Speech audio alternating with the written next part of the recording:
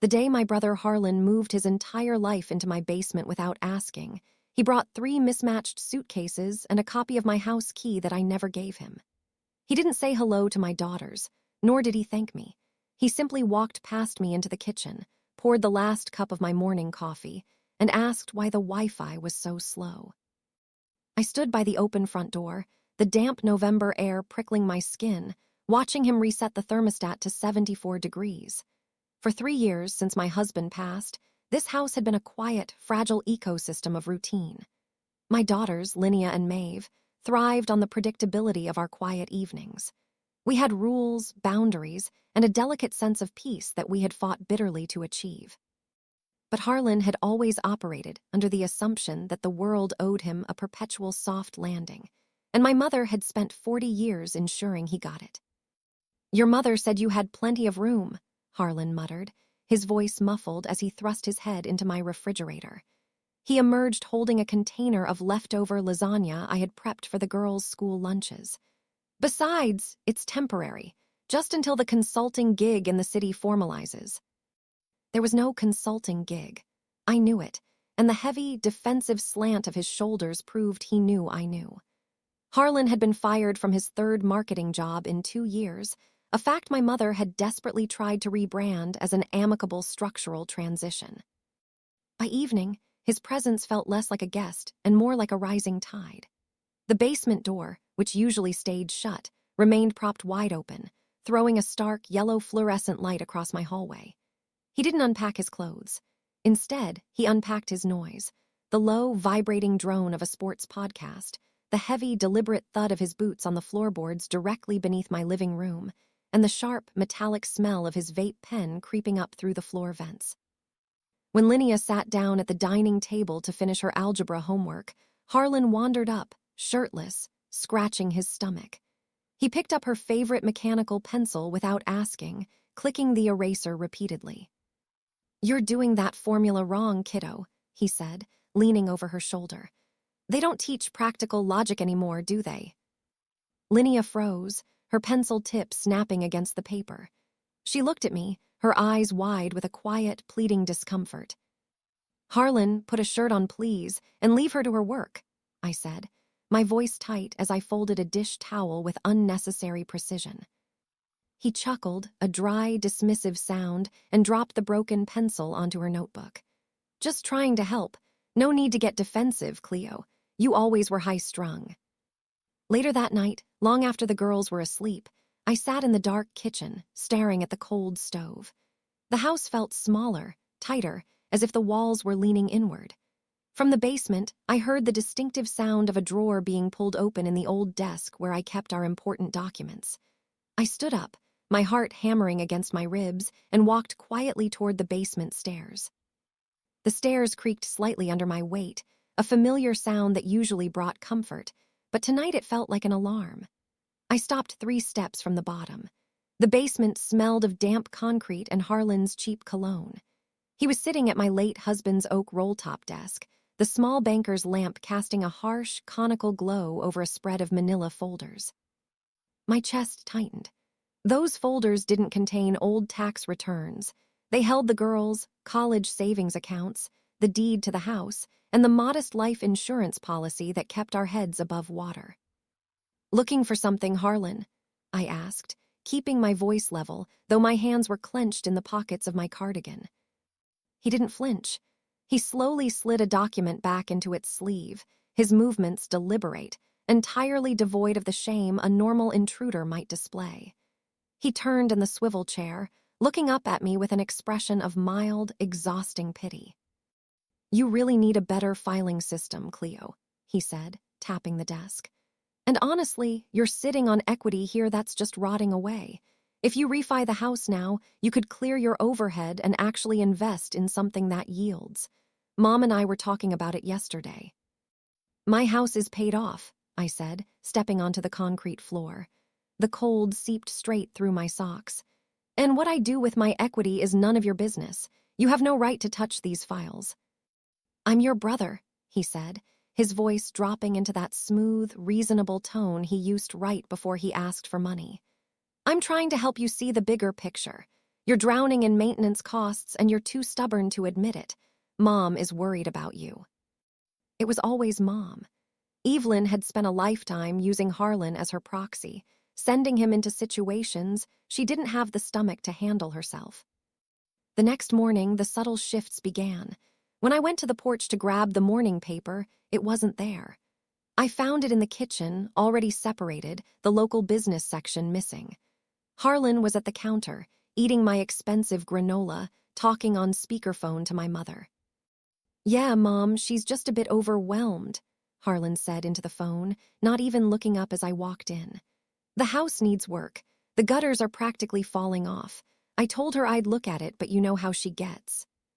"Cleo," my mother's voice crackled through the tiny speaker, sounding sharp and disappointed. "Are you listening? Thank God Harlan is there to help you. A house like that needs a man's eye. You can't just let it go to ruin out of pride." I reached out and hit the red button on Harlan's phone, cutting her off mid-sentence. The sudden silence in the kitchen was deafening, broken only by the hum of the refrigerator. Harlan stared at his phone, then looked up at me, his eyes narrowing. That was incredibly childish. "This is my home," I whispered, my voice trembling with a rage I had spent years suppressing. "You are a guest. You do not discuss my finances, my house, or my life with Mother behind my back. Do you understand me?" He didn't argue. He just smiled, a small, knowing smirk that made my stomach turn. He picked up his coffee cup and walked toward the living room. "Whatever you say, sis, just don't say we didn't try to warn you." When I went to leave for work an hour later, my car keys weren't on the hook by the door. I searched the counter, my purse, the pockets of my coat. Nothing. I walked down the driveway in the freezing rain only to find my old station wagon gone. In its place sat the damp, empty gravel. My heart hammered against my ribs as I stood in the driveway, the cold rain soaking through my canvas shoes. I pulled out my phone and dialed Harlan's number. It rang through to voicemail. I dialed again. On the third attempt, he answered. The background noise a chaotic blend of rushing wind and heavy traffic. "Where is my car, Harlan?" I demanded, my voice shaking so violently I had to grip the phone with both hands. "Relax, Cleo," he said, sounding entirely unbothered. "The girls mentioned the brakes were squeaking yesterday, so I took it down to Miller's auto shop to have them looked at. I'm just trying to be useful around here." "I have a presentation in 20 minutes, I whispered, staring at the empty gravel where my livelihood usually sat. "I didn't give you permission to touch my car. You don't have insurance for my vehicle." "Well, it's already at the shop," he said, his tone shifting into that familiar, defensive edge. "Honestly, Cleo, you're looking a gift horse in the mouth. I'm doing you a favor. Just take an Uber. I'll send you the invoice for the brakes later." He hung up. I stood there under the gray sky, realizing with a sickening clarity that he hadn't taken the car to help me. He had taken it to see how far he could push the boundary before I broke. I had to pay $40 for a rideshare I couldn't afford, arriving at the office with damp hair and a hollow, burning knot in my stomach. When I returned home that afternoon, the station wagon was back in the driveway. But when I walked through the front door, the air in the house smelled heavily of fried onions and a cleaning product I didn't own. My mother's beige trench coat was draped over the banister. I stopped in the hallway, my chest tightening. From the living room came the sound of easy laughter, Harlan's deep rumble and my mother's brittle, melodic chuckle. I walked into the room to find my mother, Evelyn, sitting on my sofa, carefully arranging a set of ceramic coasters she had brought from her own house. On the coffee table lay a stack of glossy brochures. "Oh, Cleo, there you are," Evelyn said, offering her cheek for a perfunctory kiss as I approached. "You look exhausted, dear. You really must start taking better care of yourself. Harlan told me about the car panic this morning. Honestly, you need to stop treating every little kindness like an attack." "Mom, what are you doing here?" I asked, ignoring the brochures for as long as I could. "Harlan called me," she said, smoothing down the front of her trousers. "We were talking about the house again. Look at these, Cleo." She tapped the brochures on the table. They were floor plans for a newly constructed independent living community on the edge of town. "It's lovely," Evelyn continued, her eyes bright with a terrifying kind of enthusiasm. 2 bedrooms, no maintenance, a built-in community. If you sell this place now, while the market is peak, you'll have a wonderful nest egg. And Harlan can use the remaining equity to start his digital consultancy firm. He can manage the funds for you, so you don't have to worry about a thing. I looked from my mother's eager, tracking gaze to Harlan, who was leaning against the doorframe, chewing on a toothpick. He didn't look like a deadbeat brother who had been fired from 3 jobs. He looked like a landlord evaluating a tenant. "You want me to sell my home," I said slowly, the words feeling heavy and foreign on my tongue. "The home where I raised my children, the only thing my husband left us." "It's too much house for you, Cleo," Harlan chimed in, stepping forward. "Be realistic, you're living in the past. It's time to move on for everyone's sake." I looked at the brochures, then up at my family. They weren't trying to help me survive. They were trying to liquidate my life to fund his next failure. A heavy, suffocating silence settled over the room. I didn't yell. I didn't throw the glossy brochures off the table. I simply walked over to the front door, held it wide open to the freezing evening air, and looked directly at my mother. "It's time for you to leave, Mom," I said, my voice terrifyingly calm, even to my own ears.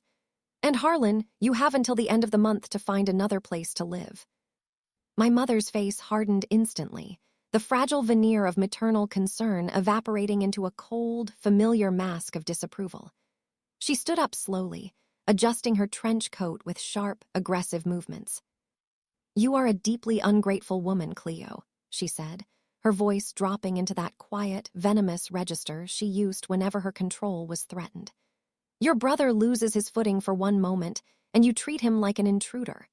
After everything this family has done for you, after the way we supported you when Arthur passed, this is how you repay us." "Arthur left me this house, Mom, not you," I said, keeping my hand steady on the doorknob. "Goodbye." She swept past me without another word, the scent of her expensive perfume lingering in the drafty hallway like a bad memory. Harlan didn't follow her. He remained leaning against the living room doorframe, the smirk back on his face, though it didn't quite reach his eyes this time. "You're making a massive mistake," he whispered as the screen door clicked shut behind our mother. "You can't afford this place on your salary alone, Cleo. The roof needs 10 grand of work by spring. Who do you think is going to pay for that? Your pride." He turned and walked down into the basement, slamming the heavy wooden door behind him. The sound vibrated through the floorboards, rattling the framed drawing Linnea had made for me when she was 7. Over the next week, the warfare shifted from overt confrontation to a psychological siege. Harlan stopped speaking to me entirely, but his presence became louder, heavier, and more invasive. He began locking the basement door from the inside, cutting off my access to my own laundry machines. When I asked him for the key, he claimed the lock was sticky and that he'd look at it when he had time. Then, the mail started changing. I came home from work on Thursday to find the mailbox empty. It wasn't unusual for the mail to run late, but when I walked into the kitchen, I found a pile of opened envelopes sitting on the counter. My stomach dropped. They were utility bills, the water statement, and a notice from my mortgage insurance company, all of them unsealed, the contents smoothed out as if they had been carefully studied. But it was the small, handwritten note on top of the pile that made my blood run cold. It was in my mother's neat, elegant cursive, addressed to Harlan. "Harlan, I looked into the property records. If she falls behind on the property taxes by even 1/4, the town issues a notice. We just need her to realize she can't handle the overhead alone. Keep pushing. She will break." I stood in my kitchen, holding the note, the sound of Harlan's heavy footsteps echoing from the basement below. They weren't just waiting for me to fail. They were actively trying to orchestrate it. My hands were shaking so violently that the note slipped from my fingers, fluttering down to the linoleum floor. I stared at my mother's elegant handwriting. Keep pushing. She will break. It wasn't a family dispute anymore. It was an eviction strategy. They were treating my grief and my financial tightrope like a vulnerability to be exploited. I looked toward the basement door, hearing the dull, rhythmic thumping of Harlan's footsteps below. He was completely comfortable, entirely convinced of his own eventual victory, because he had Mom's checkbook and her blessing behind him. I needed to be smart. If I lost my temper, if I screamed or threw his things onto the lawn, they would use it to paint me as unstable to the rest of the family, the overwhelmed widow who couldn't handle her own life. The next morning, I began my counteroffensive quietly. While Harlan was in the shower, I took a photograph of my mother's note on my phone, uploaded it to a secure drive, and then placed the physical paper exactly where I found it. Then, I drove the girls to school early so I could stop at a local locksmith. I bought 3 heavy-duty deadbolts and a digital keypad lock for my master bedroom and the girls' rooms. When I got home from work that afternoon, the house was eerily quiet. Harlan's car wasn't in the driveway. I used the window of time to install the keypad locks on our upstairs doors, my knuckles aching as I forced the screws into the old wood. For the first time in weeks, a tiny pocket of safety felt restored to the house. But the peace didn't last. At 6:00 p.m., my phone buzzed. It was a text message from my bank. Alert, your checking account balance has fallen below $100. My breath caught. I opened my banking app, my heart hammering against my ribs. A transaction from that morning showed a withdrawal of $800, labeled as an automatic debit for a joint credit card I thought I had closed 6 months after Arthur died. It was a card Harlan had somehow managed to get his name added to years ago, during a brief period when he helped Arthur with his business expenses. I scrambled through my desk drawers, pulling out the old statements. My eyes blurred as I realized what had happened. Harlan hadn't just been looking at my equity. He had found the old, dormant account information in my desk files, called the bank pretending to be authorized, and revived the credit line to pay for his auto shop invoices and cash advances. Just then, the front door clicked open. Harlan walked in, carrying a bag of expensive takeout from the bistro downtown. He smelled like garlic, wine, and victory. He threw his keys onto the counter, the keys to my car, and looked at me with a lazy, satisfied grin. "Hey, sis," he said, taking a container of food out of the bag. "Smells like a rainy night. You look a little pale. Everything okay with the budget?" I didn't confront him right then. I couldn't. If I let him see the panic in my eyes, he would know exactly where to strike next. I slowly closed my laptop, slid my phone into my pocket, and looked at the bag of steaming, gourmet takeout sitting on my kitchen counter, bought with the very money meant for my daughter's winter coats. "Everything is fine, Harlan," I said, my voice empty of any emotion. "I'm just tired." "Good, good," he murmured, already turning his back to me as he plated his dinner. "Because the guy at the auto shop said the transmission on your station wagon is starting to slip. It's going to be a money pit, Cleo. Just something to keep in mind before you reject Mom's ideas out of hand." I walked upstairs, each step feeling like I was lifting lead weights. In my room, I locked the new digital keypad behind me, sat on the edge of my bed, and dialed the bank's fraud department. The hold music played for 20 agonizing minutes, a cheerful, synthesized tune that felt like a mockery of my desperation. When a representative finally answered, I spent an hour explaining the situation. Because it was an old joint account from Arthur's business days, and because Harlan's name had never been legally removed due to a paperwork oversight after the funeral, the bank told me they couldn't treat it as criminal theft. "Since he's an authorized signer on that specific line, ma'am, it's a civil matter," the voice on the line said, sounding utterly detached. "We can freeze the card now to prevent further charges, but the current balance is your responsibility." $800. To a man like Harlan, it was a weekend's entertainment. To me, it was 2 months of groceries. The next day was Saturday. Harlan slept in late, his heavy snores vibrating through the floorboards until nearly noon. While he slept, I sat at the dining room table with a cup of black coffee that had gone completely cold, mapping out every single asset, every bill, and every vulnerability in my life. I realized that my mother and brother were relying on a specific script.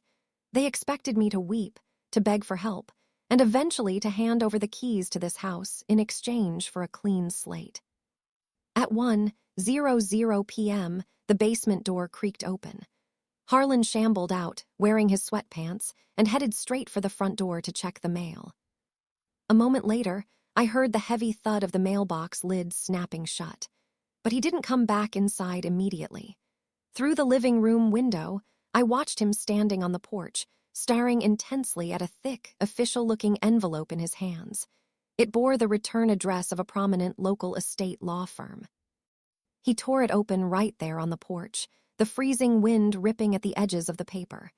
As he read, the smug, relaxed posture he had carried for weeks completely vanished. His shoulders went rigid and his jaw dropped. He spun around, slamming the front door behind him so hard the glass rattled in its frame.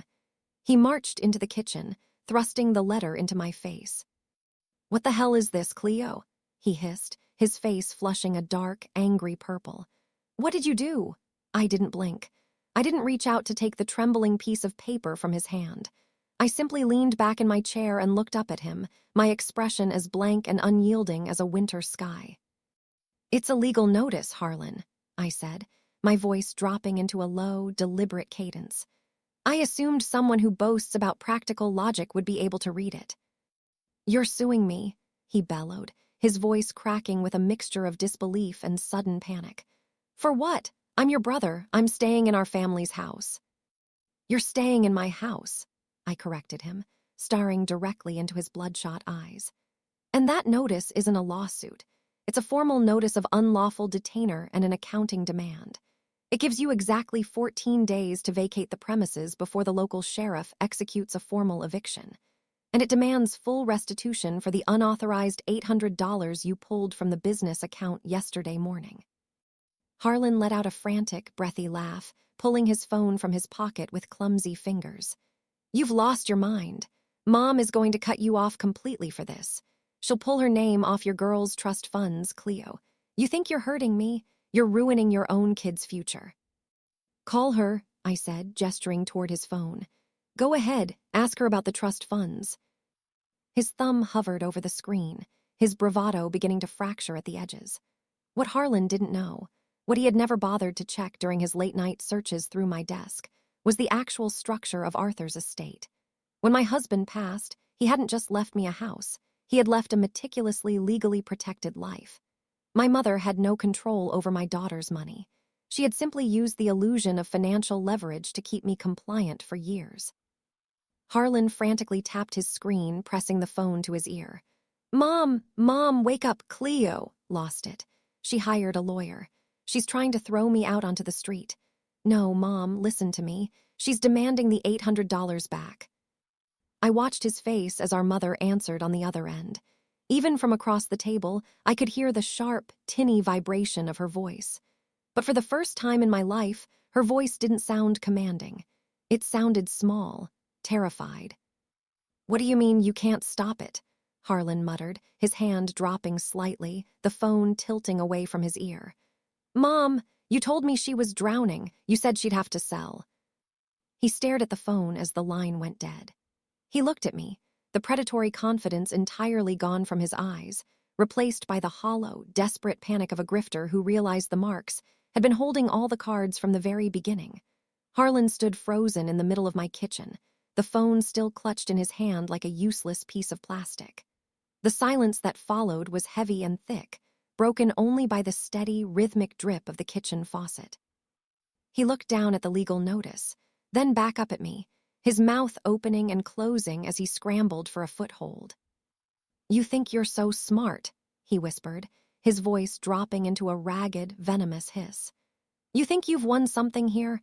You're tearing this family apart over a few $100s and some basement space. Dad would be disgusted with you." "Do not speak about Dad," I said, my voice rising just enough to cut through his panic. "And do not speak about family. A family doesn't systematically look for ways to break a grieving widow so they can liquidate her home." He flinched, his eyes darting toward the basement door.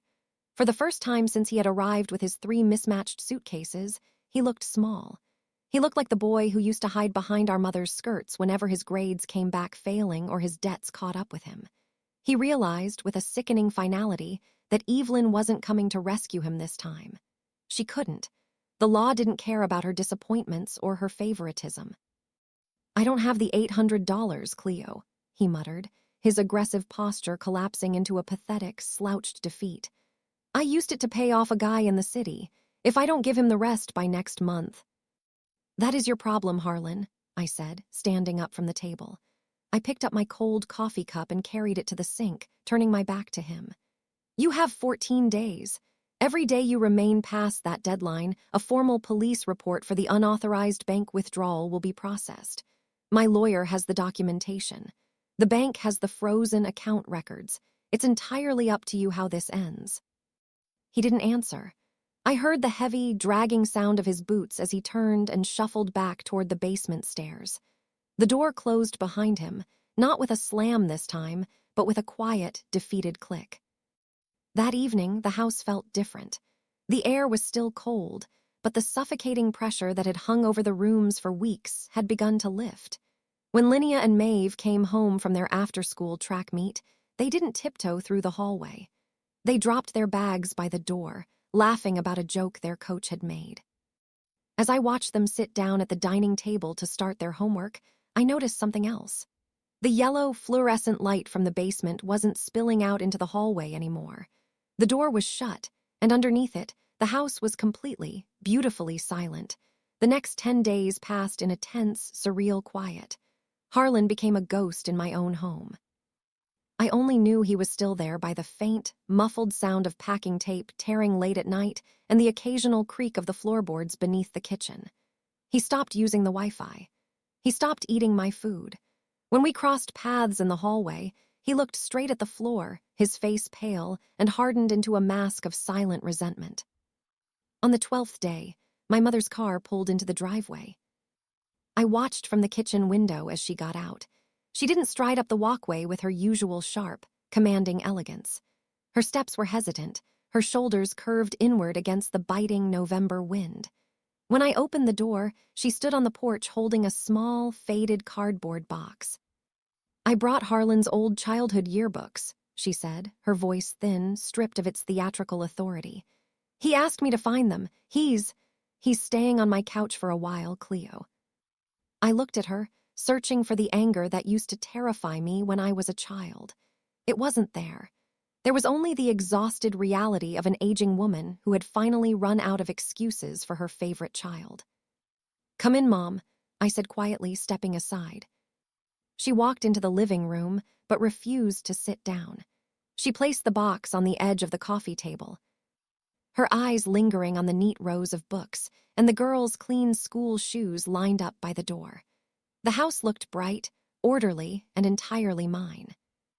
"You didn't have to go to a lawyer, Cleo," she whispered, her lips trembling slightly. "We could have talked about this. We're your family." "We tried talking, Mom," I said, leaning against the doorframe. "But you weren't listening to my words. You were listening to my bank statements. You and Harlan didn't come here to help me. You came here because you thought I was weak enough to plunder." She looked away, unable to meet my gaze. For decades, the narrative in our family was that Harlan was the gifted one who just needed a break, and I was the reliable one who didn't need anything. They had mistaken my resilience for a lack of feelings, and my silence for permission. "He doesn't have a job, Cleo," she said, her voice cracking. "How is he supposed to pay you back that $800? "He can find a job, just like everyone else," I said. "And until he pays it back, I'm keeping his espresso machine and his desktop monitor. They're currently locked in my garage. Consider it a structural transition." A faint noise came from the hallway. Harlan was standing at the top of the basement stairs, carrying 2 of his suitcases. His eyes darted between me and our mother. There was no smirk left on his face. He looked entirely hollowed out, stripped of the unearned confidence that had protected him his entire life. "The car is loaded," he said to our mother, his voice flat. He didn't look at me at all. He simply walked past us, the screen door banging shut behind him for the very last time. The screen door rattled one final time in the late autumn wind, and then a profound, total silence settled over the house. My mother stood in the center of the living room for a long moment, looking down at her hands, before she turned and followed him out without saying another word. Through the front window, I watched her sedan back down the gravel driveway, its taillights bleeding into the gray twilight until they disappeared around the corner. I walked over to the front door, turned the heavy brass lock, and slid the chain into place. The click sounded definitive, like a period at the end of a very long, exhausting sentence. An hour later, the girls came down the stairs. Linnea stopped at the bottom step, her eyes scanning the quiet hallway, then looking toward the closed basement door. She looked up at me, a subtle shift in her posture, the tension leaving her shoulders for the first time in a month. "Is he gone?" she asked quietly. "Yes, baby," I said, reaching out to smooth a stray lock of hair behind her ear. "He's gone." Maeve let out a small, breathless laugh and immediately went to the thermostat, sliding it back down to its comfortable, normal 68 degrees. We didn't throw a celebration. We didn't talk about them. Instead, we reclaimed our space through our quiet, sacred routines. We made dinner together, the sound of chopping vegetables and bubbling sauce filling the kitchen. The air no longer smelled of cheap vape juice or old resentment. It smelled of home. Later that night, after the girls were asleep, I walked down into the basement. I turned on the light. The room was stripped bare. Harlan had left behind a few broken hangers, an empty energy drink can, and the cold, damp scent of concrete. I walked over to Arthur's old roll-top desk. I sat in the swivel chair, ran my fingers over the smooth, worn oak, and opened the bottom drawer. All my files were exactly where they belonged, safe and untouched. I wasn't rich, and the roof would still need work by the time the spring thaws came. But as I looked around the quiet room, the heavy, suffocating weight that had pressed against my chest for years was entirely gone. I hadn't just protected a piece of real estate. I had protected the boundaries of our lives. I had shown my daughters that vulnerability is not the same thing as weakness, and that you are allowed to close the door on the people who mean you harm, even if they share your blood. I turned off the basement light, stepped up the stairs, and closed the door behind me. I didn't lock it this time. I didn't need to. The house was finally ours again, peaceful, grounded, and completely still.